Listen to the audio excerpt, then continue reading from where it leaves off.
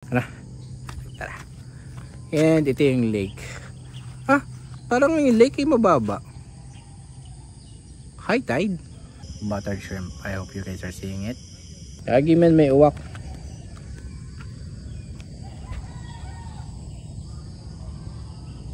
At kumakain siya ng cheese string. Tumayo ako ulit kasi meron ako nakitang maganda.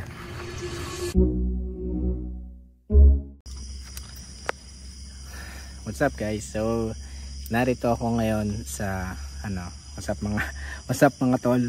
So narito ako ngayon sa Camp Libana sa may San Antonio, Quezon. So narito ako ngayon at nag-camp ako, rest day kasi ako, so I took the chance para at least wala naman akong gagawin sa bahay, so punta ako dito and then ayun, camp lang tayo. Okay, so ito yung ating setup ngayon. Yan, wala akong katabi na camper. Ako lang, parang ako lang nga lang yung camper dito ngayong gabi. Ayun na, ito yung aking magiging view sa umaga at yan ang aking view sa gabi, yung mga natambay. Okay,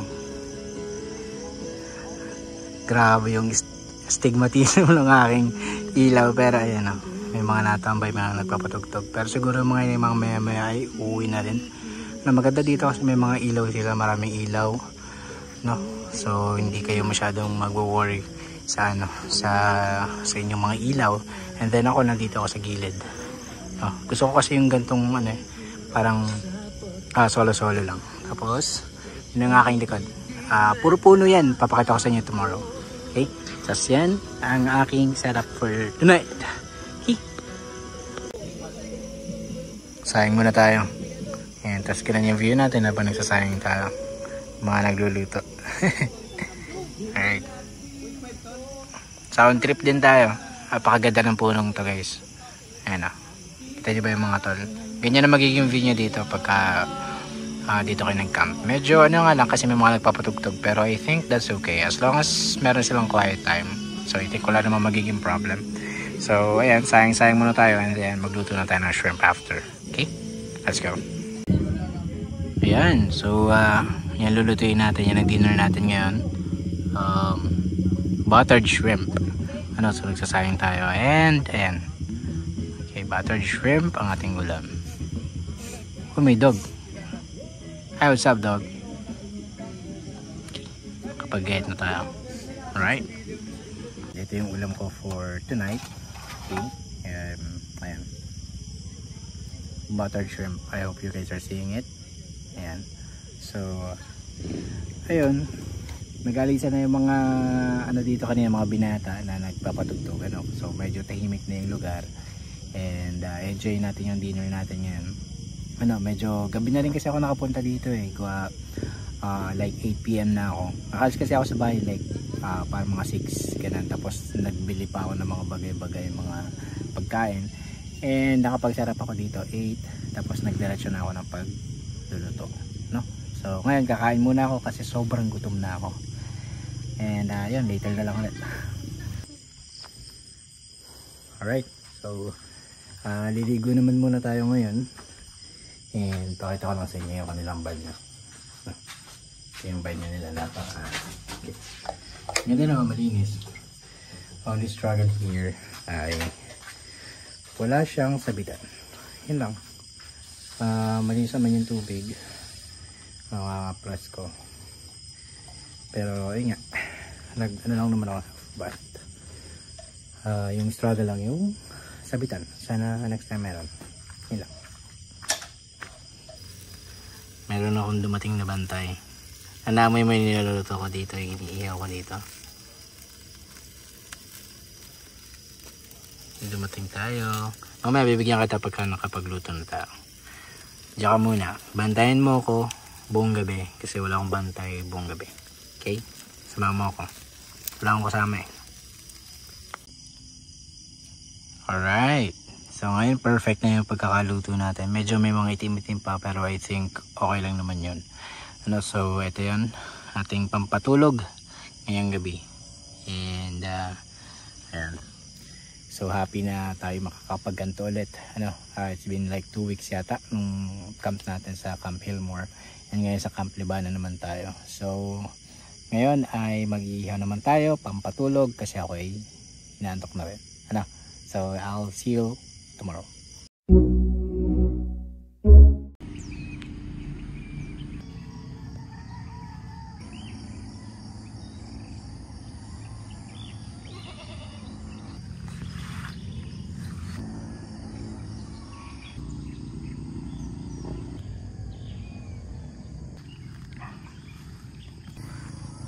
Pakita ko lang sa inyo pakita ko lang sa inyo yung aking canopy. Ako ano itsura niya, yung aking camping setup ngayong umaga. Ito, magandang umaga sa inyong lahat. Ito so yan, kita nyo naman yung canopy ko, medyo parang bumaba siya, lumundoy. Medyo bumigit kasi siya gawa ng may mga tubig na and napaka lamig kasi dito. And yan yung aking tinutukoy kagabi na magiging background ko. Ayan, sobrang lamig, mahamog pa ngayong umagang to. Okay, alright, so itutour ko naman kayo dito sa place. Alright, so ayan, eto, kita nyo dito meron silang ganito, may duyan. Alright, dito under ng napaka romantic na punong ito. Diba? So kung merong kayong mga siguro mga couple day kayo dito, napaka romantic kasi merong duyan sa ilalim, lakas yung makatabing ilog. Kung alam niyo yung palabas na yun, that's 90s na palabas. Tapos ayan, ito yung scenery sa likod. Okay, ayan may bundok dun sa likod. And ito naman, meron ditong parang what you call this, parang van na abandonado ba to or something na ginawa nilang design dito. Okay, so ayan, tapos meron ding puno, may puno din sa tabi nun. Tapos sa puno sa tabi nun ay merong upuan. Napakaganda. Okay, tapos doon, mapapansin nyo doon, yun yung kanilang registration area. So pag pumasok kayo dito, register kayo doon sa gabing yun. Nung gabing yun pala kagabi, nagpa-register ako. So ayan, so pupunta kayo dito, nandun yung registration area. And then sa registration area may mga tindahan na dyan. May mga tindahan dyan. So kung pupunta kayo dito, maganda ay minimal lang yung bilhin nyo kasi meron namang mga tindahan dito. Pero kung may mga kailangan kayong bilhin outside, so bilhin nyo na lang din, so siguro yung mga ibang mga bagay na wala yung mga normal na tindahan. So ayan, dito para meron silang stage dito. Ayan, hindi ko alam kung anong ginaganap nila doon, pero meron silang stage. Ayan. And papakita ko sa inyo yung lake. Alright, so eto, punta tayo dito sa lake. Ito yung lake, pakita ko sa inyo. And meron silang ganito. Ayan, parang arko from, parang arko yan si Japanese ganyan sa Japan. Kala ko ang tawag dyan pero may ganun silang inspiration something. Tara. And ito yung lake. Parang yung lake ay mababa. High tide. Wait, I mean mataas. Hold on, mataas ayun okay, parang ang lapit niya parang lang. Kasi kung titignan nyo yung ano dun sa may gilid, eto, papakita ko sa inyo. Ayan, kinain na ng lake. So parang umawas ba to? Umawas ba tong lake? So ayan. Ayan. Napakaganda, diba? Ayan so ito yung tinutukoy ko. Kasi parang nag-high tide din ba yung lake? Hindi ko kasi sure. I know. Kasi yung upuan kinain na ng lake. Pati itong maliit na to. Parang what do you call this? Ano ba to? Bilog. So umangat siya. Nag-high tide din bang lake? Hindi, parang Oh, look at that. A very peaceful, napakaganda ng place. Ayan. Yung mga ganda pang steps. Okay. Cute. At ito yung sinasabi ko sa inyo na parang mga nare-rentahan nilang mga kubo-kubo or something. Okay. Alright. Ang ganda na, peaceful. Syempre, meron sila ditong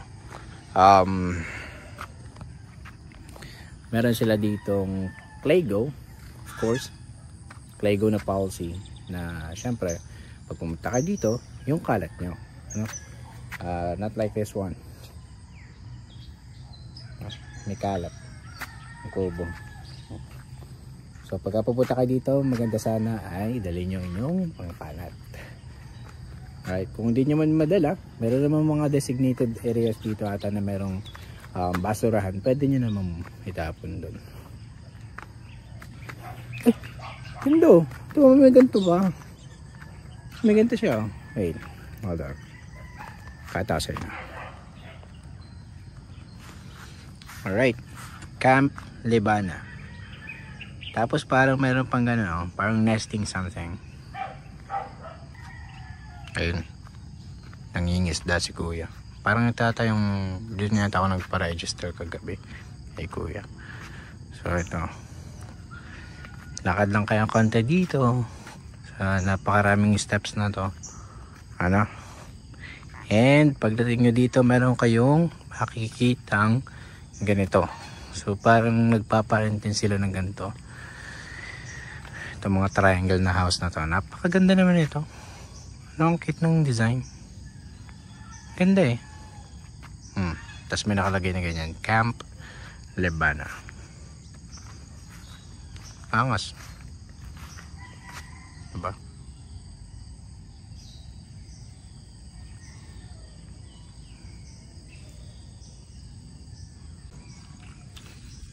Alright. So, ang cute, no? May ganito sila. Ayan. Paparent yan. So kung kayo gusto nyo mag-staycation dito, I think pwede. And napakaganda ng view nyo kasi ang view nyo ay yung lake. And meron ditong tree house. Ayun o. May tree house. So bukod dun, meron pang isang parang mas malaking ano dito, bahay. Siguro pang family naman yan. Pang malaki ang family. Okay. So ano to? Lagi man may uwak.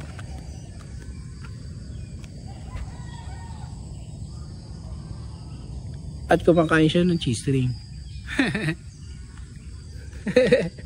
Kinakain niya yung cheese string, oh. So ang nagkakalat pala dito bukod sa dog, eh itong uwak. Ang cute eh, no? Oh, ang dami niya na nakain ng cheese curls, oh. Wala siyang pake kahit malapit na ako sa kanya. Check nga natin kung ay pre, ang dami mo ng cheese curls na nakuha.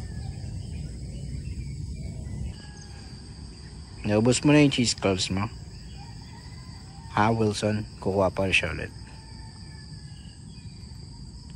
Naubos mo na yung cheese ring.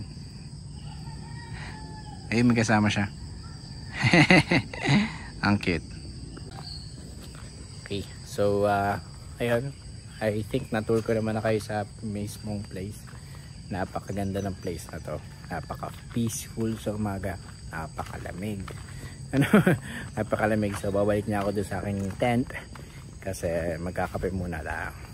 Okay. Binili ko na yung kumot ko doon. Magkakape na sana ako, pero tumayo ako ulit kasi meron ako nakitang maganda. Eto, ipapakita ko sa inyo. Ang ganda na ito, men. Eto.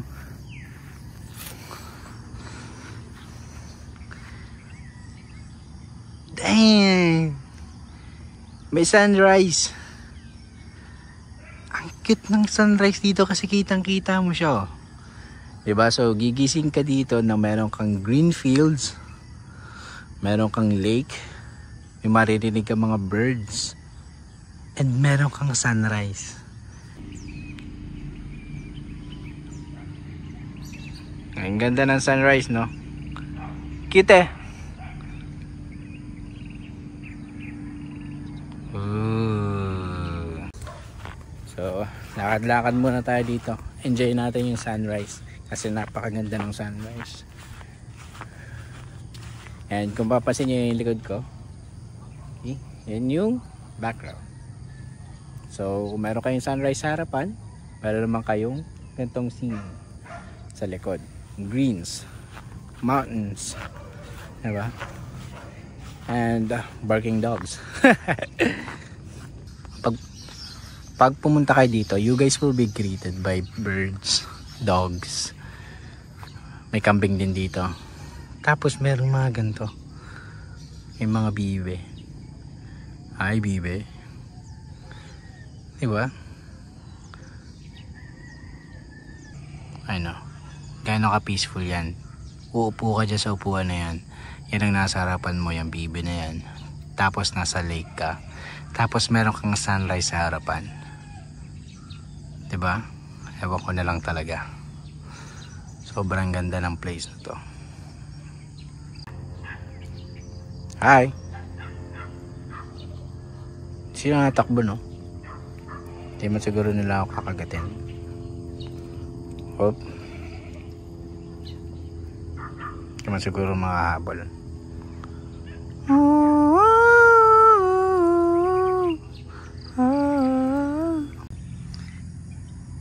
Alright. So, kape muna tayo habang ganito yung ating view. Oh, thanks the Lord, thanks the Lord. Hindi ko alam kung ano yung kanta yun. Basta. Okay, so ito yung kanilang rates. Ayan. So meron silang mga board games and card games na pinaparentahan. Ayan. Pause nyo na lang. Okay. And ayun, meron silang pabatid. Pause nyo na lang. Okay. So yun sa rates nila, hindi ko pala maano kasi parang wala dito yun, wala pa, hindi pa bukas yung registration. So kung kayo papunta dito, diyan kayo manggagaling sa part na yan.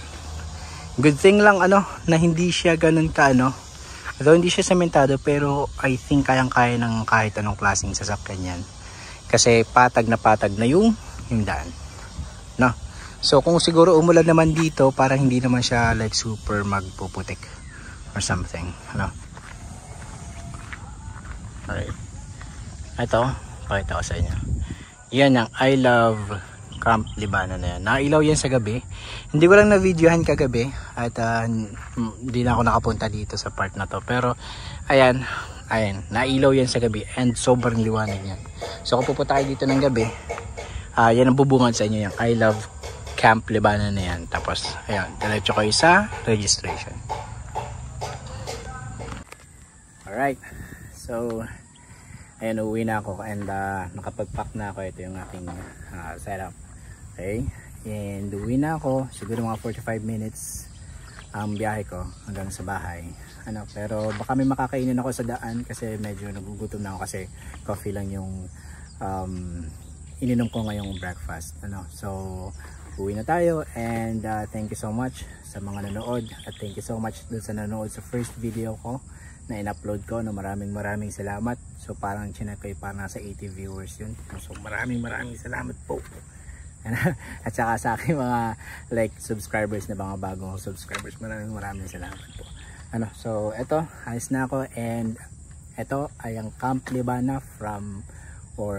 Camp Libana sa San Antonio, Quezon. And ang tanong is, babalikan ba? Yes po, babalikan ng maraming beses. Bukod sa napakalapit ay napakaganda ng place, napaka peaceful. So highly recommended ko to doon sa mga camper na around dito sa Quezon, dito sa may Batangas. Kung wala kayong mahanap na campsite na medyo malapit, or yung ayaw nyo ng mga beach camp, kung gusto nyo lang maiba lang yung yung dating, ano, so pwede kayo dito.